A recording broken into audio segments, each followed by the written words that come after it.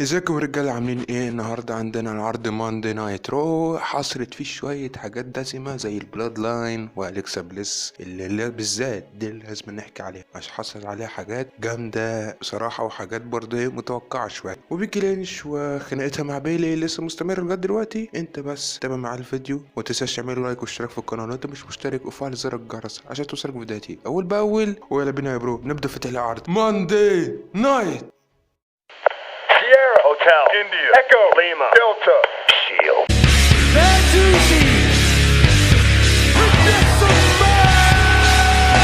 I am the visionary.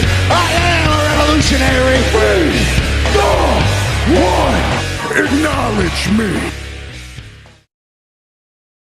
بدأنا في الأول بالبلاد لاين ما استنوش الانترو يخلص حتى بتاع الرو، دخلوا فشخوا الدنيا بقلبوا ترابيزات ومش عارف ايه. واحنا بندير عرض الرو زي ما بندير اي عرض كل سنه. حلو. وسولو سكوا فشخ بقى ده ودمر ده ومش عارف ايه. راح بقى سامي زين قال اسمعوني كويس، احنا البلاد لاين احنا بندير العرض ده، اي حد اتعرض قدامنا هنفشخه نصين. بعد ما خلص الكلام ده دخل الكي او كيفن اونز دخل، وسامي زين قالوا اصبر يا اسطى، ياك تفتح بقك ياك تتكلم ياك تقول اي حاجه. اسمعني كويس، البولاد لاين هما بيديروا العرض ده وانت لو مركز يعني احنا مش في المود النهارده، احنا قرفانين يعني هتزعلنا هنزعلك. واحنا برضو يا عم كيفن احنا بندير العرض ده ولو واخد بالك احنا بنعمل عمليه استحواذ على عرض الماندي نايت رو من البولاد لاين مننا احنا منهم هم، يعني قصدي كيفن يعني استحواذ ماشي. وسامي زين راح سامي زين كمل وقال له على فكره والناس النهارده هتتاذى جامد جدا وكل ده بسببك انت. راح كيفن اوينز قال له بص يا عم سامي، والله انا كنت جايب المايك ده عشان يعني اتكلم معاك وكده، بس بعد اللي سمعته نفسي اعمل من وشك خريطه. راح بقى مشي وبيرس قال له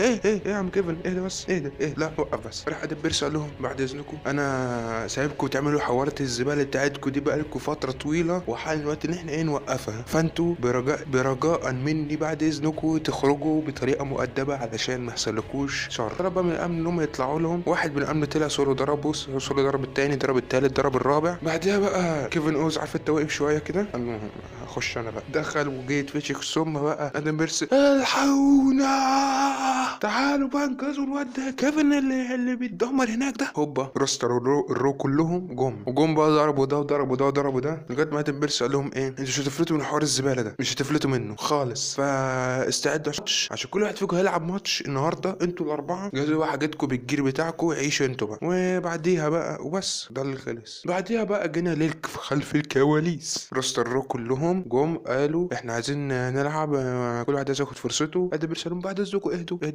جنرال اهدوا ريلاكس، احنا هم اربعه النهارده هو قال عايزين ماتشات ليهم من الاخر. فمونت سوارد قال ثم في ماتش للبلاد لاين لازم الحوار ده يشمل الستريت بروفيتس. بعدها كيفن اونز دخل وقال له اوعى تنساني، ها اوعى ده دول هنا عشان انا اصلا. بعدها بقى دخل ايلايس قال لهم بص يا عم ادم انا والله ولا عايز جاي ولا جيمي ولا سام ولا اي حد، انا عايز سولو اللي كان هني مسيرتي بالجيتار بتاعي اللي اتكسر على ظهري، انا عايز العب ماتش ضده. راح سامي ادم بيرس قال خلاص ماتش ستريت ميوزك فايت وشكرا. ادي ماتش ايلايز ضد سولو بقى ايه 3. راح بقى ادم بيرس قال لهم ماتش البراد لاين هم الثلاثه دول ضد ستيل بروفيتس وكيفن اوينز وخلاص. وادم بيرس شكرهم ان هم كانوا واقفين جنبه يعني في وقت المحنه دي. وسيجمنت جميل جدا جدا جدا بصراحه، يعني بقى خناقات ومش عارف ايه الجو ده ومية مية بصراحه على تروبل اتش اللي انا متحمس له السنه دي، واعتقد ان السنه دي تبقى سنه جامده جدا، هترجع في المصارعه بشكل كويس جدا احسن من السنين اللي فاتت. جينا بعدها لمباراة الكسا بليس وبيانكا بيلير، لكن قبلها هنخش لحوار صحفي مع بيانكا بيلير اللي اتحكت ان اتسألت عن العلاقة مع الكسا بليس قالت لها علاقتنا اتدهورت وخلاص مبقتش صاحبتي ولا صاحبتي ولا هنكلم بعض تاني، ولو هي عايزة ماتش ضد النهارده خليها تيجي تاخده عادي، وانا هثبت للعالم ان انا الحزام بتاع الرو ويمنز تشامبيون ملك انا مش ملك لحد تاني. واخيرا يا اصدقائي الاعزاء تم الاعلان عن ميوزك الرويال رامبل من قبل هاردي. وده حبيته بصراحه مجرد ما شفته فكرني بهاري بوتر في شبه منه. هاردي ويلكم تو دبليو دبليو اي. ده مش موضوعنا بقى ايه ماتش اليكسا بليس وبيانكا بيلير. ماتش جامد بصراحه، ماتش كان حلو بين الاثنين، لكن بيانكا عملت لقطه كالعاده فيديو هوريها لكم لانها لقطه حلوه بصراحه، انما النهارده دلوقتي من غير صوت وشكلها مش كويس قوي يعني، عشان انا باخد كوبرات الحاجات دي من الاخر يعني. فادي لقطه يعني لقطه اليكسا بليس اتهزت في الاول لكن تعرفوا في النهايه اللي حصل. المهم بقى اليكسا بليس بعد ما فرتكت بيانكا شويه واتنين فرتكوا بعض، جه وش واليكسا تحت واقفه تحت يعني خارج الحلبه، جه وش اللي هو بتاع بري وايت اللي هو اليكسا بليس متنح حاله كده، اللي هو عارف انت اللي هو سيطره عقليه عليها بيتاكل بحلاوه. بعديها بعد ما اليكسا بقى طلعت جيت تقف على الكورنر عشان كانت هتفنش، لقيت قناع تاني، واحد لابس قناع تاني، فخلاص هي اتشتتت خالص. بعدها اليكسا طبعا بقى لوجو بري وايت ظهر وعمل له وروح واختفي، خلاص عقلها خلاص هيفقد السيطره، اتعملت تاني خلاص بقى اليكسا بليس هاجت على الكل، مسكت الحكم فشخته ومسكت بيانكا بلير حرفيا دمرتها، حرفيا بمعنى الكلمه، عارف كلمه تدمير، اتدمرت يعني اليكسا بليس دي تي من هنا وفينيشات من هنا، حتى يعني بيانكا نزلت تقريبا دم على ما اظن يعني، اتفشخت وبعد العرض بشويه اتصابت يعني، تم الاعلان عن اصابتها، مش عارف ايه بصراحه بس هي اتصابت. فاتس اوفيشن بيانكا بلير اتصابت، وممكن تكون اتصابت يعني، ممكن الاصابه تكون خفيفه له اسبوع ولا اسبوعين بس تجيب عشان تفوق كده تريح بس شويه. خلاص يا جماعه اليكسا بليس يعني هو حوار بري وايت مطول يعني، اليكسا بليس لو ينجزوا يحطوها في مع بري وننجز يعني الموضوع يبقى اريح، بس واضح ان في حاجه متخطط لها واليكسا بليس تخش فيها. ممكن اليكسا بليس تخش مع في الرويال رامبل، ممكن اليكسا بليس تشترك في الرويال رامبل، تعمل مثلا مشكله مع ال نايت في الماتش بتاعه ضد بري، فتحصل لخبطه كده، فهتلاقي اليكسا خلاص بقى مع بري من الرويال رامبل بنسبه كبيره. انا مش شايفها بصراحه غير كده، لو الموضوع هيطول فلا خلاص اليكسا بليس ممكن تتدخل في الرويال رامبل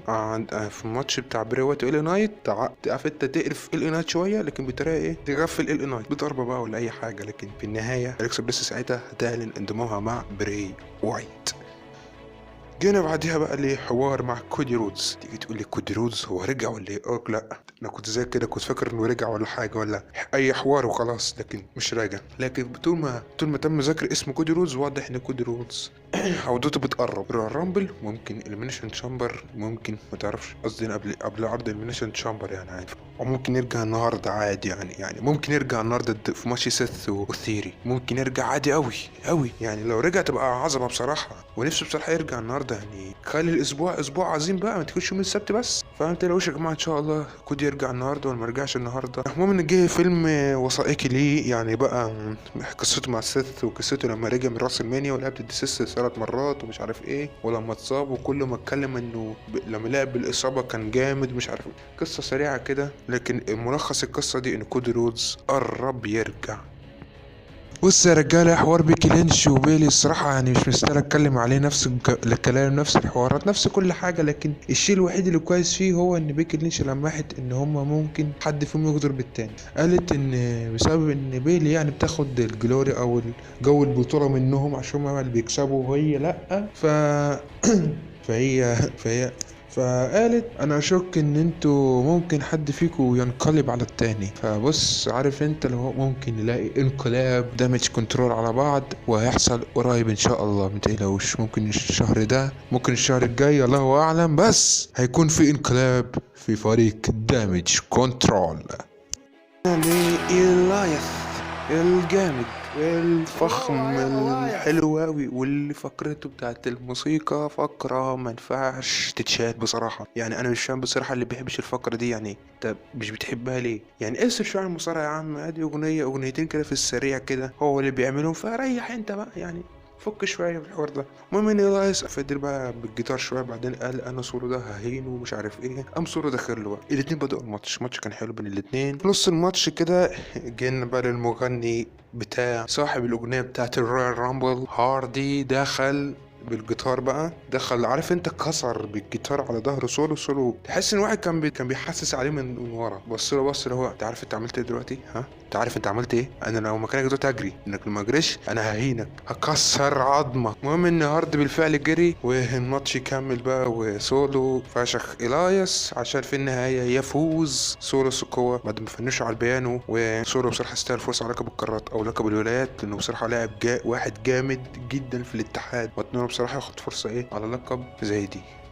جينا بعدها للأوسوس مع السامي زين ضد الستريت بروفيتس. كيفن اوينز. بص يا اسطى، الماتش ده فيه كذا حاجه وفيه كذا تفصيله بصراحه. الماتش بقى ده الاتنين فرتكوا بعض، ضرب من هنا ضرب من هنا ضرب من هنا. بس لانه اول نقطه عايز اتكلم عليها نقطه مونتسفورد. كيفن اوينز كان عايز يسلم عليه عشان ياخد التاج يعني، لكن مونتسفورد ما سلمش حتى في ايده. واضح انه كان بيفكر، لكن انا نفسي اعرف بيفكر في ايه. يعني انت بتفكر في ايه؟ انا بصراحه قلت ممكن بيفكر في مراته اللي اتصابت دي، ممكن، واللي اتعمل فيها ده.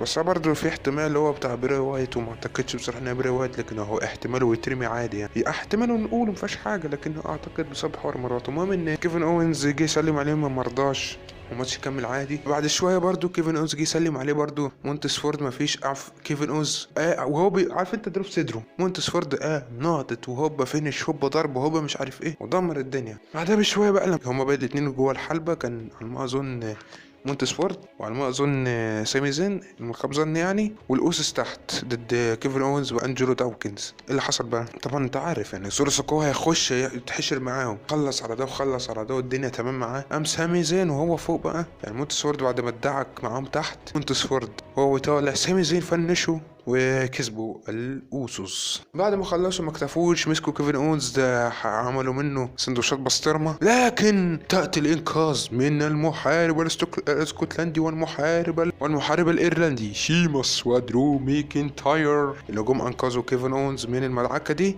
وبس خلص الحوار. وبصراحه الحوار جامد، لا حوار حلو قوي قوي قوي قوي قوي. ومستني بصراحه يوم السبت فارغ الصبر لنا نرى شيماس ودرو ماكنتاير معا مجددا ضد الاوسوس، وترى مين اللي هيكسب. لكن معروفه من النتيجه، الاوسوس هم اللي هيكسبوا. نيجي بقى للمين ايفنت، الحدث الرئيسي.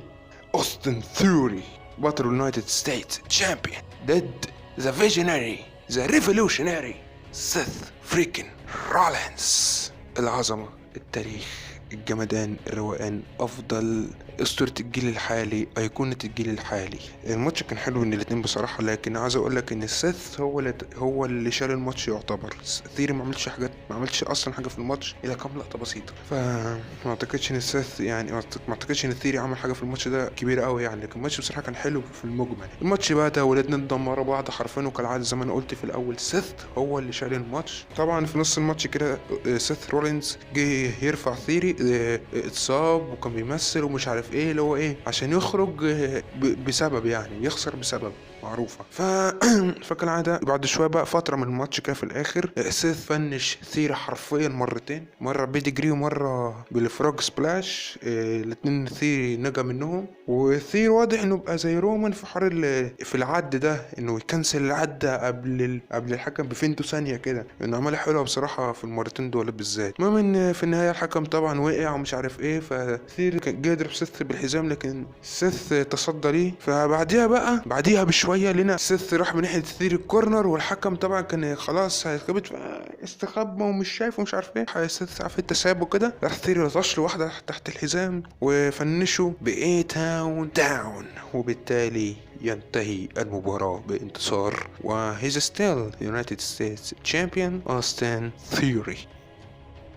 بص يا اسطى، هو ده ملخص عرض بصراحه كان حلو. ولكن ماتش تشات جيبل اللي انا ما اتكلمتش عليه ومش مستاهل اتكلم عليه، لان معرف مين اللي كسب، ديكستر لوموس هو اللي كسب. فكالعاده في شويه حشو اللي هو ماتش تشات جيبل ده، لكن الباقي بصراحه ما اعتبرش حشو. لكن يعني اعتقد نفسي نوقف حوار بيكي ودامج كنترول شويه، لان الموضوع لسه ما فيهوش جديد. الجديد كان ممكن حد يغدر بالتاني، ده الجديد. وحوار اليكسا بليس زي ما قلت، اليكسا بليس خلاص يعني بنسبه 90% تروح بقى على بري وايت في الرويال رامبل، تحاول تعمل اي مشكله مع ال نايت عشان بري وايت يكسب وبس. وبيانكا بيلر اتصابت، هتجيب اسبوع لاسبوعين. وعايز اقول حاجه نسيت اقولها بصراحه، سيث رولينز زي ما قلت لك في الاول هو اتصاب في الركبه. حلو، في الاول كان تمثيل، لكن الموضوع طلع بجد. سيث رولينز اخبار قالت انه هذا الشخص، هذا المصارع الجامد، اتصاب بعد الماتش لدرجه انه ما قدرش يمشي بعد ما العرض خلص، ومشي بسبب مساعده الامن.